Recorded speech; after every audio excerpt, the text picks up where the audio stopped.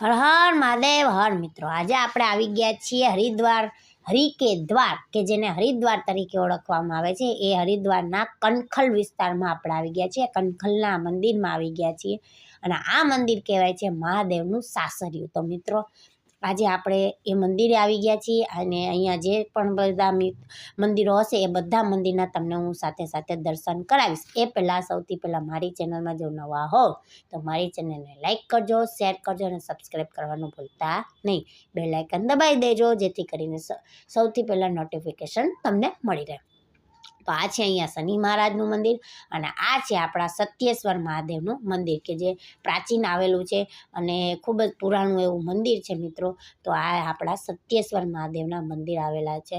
જુઓ, તમે જોઈ શકો છો, એમાં સરસ મજાના મહાદેવ બિરાજમાન છે અને મહાદેવની મૂર્તિ પણ સરસ મજાની, અહીંયા શિવલિંગ પણ સરસ મજાની તમને દેખાશે. એમના સરસ મજાના દર્શન થશે મિત્રો આ કનખલમાં આ મહાદેવનું મંદિર અને અહીંયા રુદ્રાક્ષના સરસ મજાના પારાઓ પણ તમને ઓરિજિનલ જોવા મળે છે અને અહીંયા રુદ્રાક્ષના ઝાડ પણ તમને જોવા મળશે મિત્રો. તમને એ પણ હું સાથે સાથે બતાવીશ. જોઈ લો, આ છે સત્યેશ્વર મહાદેવની શિવલિંગ. તમને શિવલિંગના દર્શન થશે મિત્રો. અને આ રામેશ્વરમ રુદ્રાક્ષ કેન્દ્ર, જે મેં તમને વાત કરી કે અહીંયા રુદ્રાક્ષ મળે છે, ઓરિજિનલ રુદ્રાક્ષ કહેવાય છે.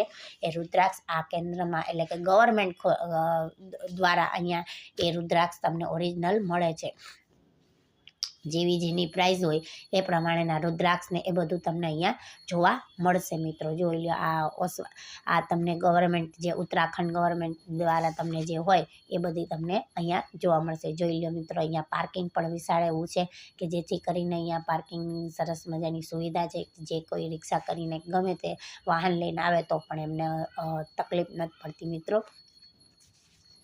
સાથે સાથે અહીંયા નવગ્રહનું પણ મંદિર આવેલું છે. નવગ્રહનું મંદિર પણ તમને દેખાશે મિત્રો. અત્યારે હું તમને હવે જો નવગ્રહના મંદિરના દર્શન કરાવવા લઈ જઈશ મિત્રો. જોઈ લો તમે નવગ્રહનું મંદિર અને સાથે સાથે જોઈ લો હવે આવશે તમારે રુદ્રાક્ષના ઝાડ. આ બધા છે દિવ્ય રુદ્રાક્ષના વૃક્ષ દેખાશે. તમે જોઈ લો, આ બધા છે અને આ બાજુની સાઈડ છે દેખાશે મનાય છે. આ બધા જે છે ઝાડ બધા રુદ્રાક્ષના ઝાડ છે. જે એકથી બે રુદ્રાક્ષના ઝાડ એ લોકોએ વાવેલા છે. રુદ્રાક્ષના ઝાડ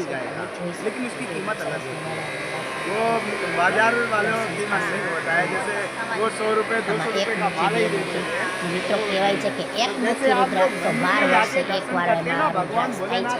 એટલા માટે એ રુદ્રાક્ષ બહુ જ પવિત્ર અને ખૂબ જ મોંઘા ટાઈપનું હોય છે, કારણ કે એ 12 વર્ષે એક જ વાર એમાં રુદ્રાક્ષ આવે છે. 12 વર્ષે છે રુદ્રાક્ષ આવે છે એટલે એ પ્રમાણે રુદ્રાક્ષ છે મિત્રો અને એની કિંમત પણ એટલી જ હોય છે મિત્રો.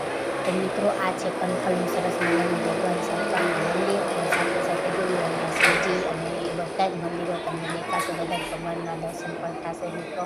તો એ બધા જ ભગવાનના રાધે કૃષ્ણ આ બધા ભગવાનના તમને સાથે સાથે અહીંયા દર્શન થશે. જોઈ લો, હનુમાનજી પણ સાથે સાથે બિરાજમાન છે.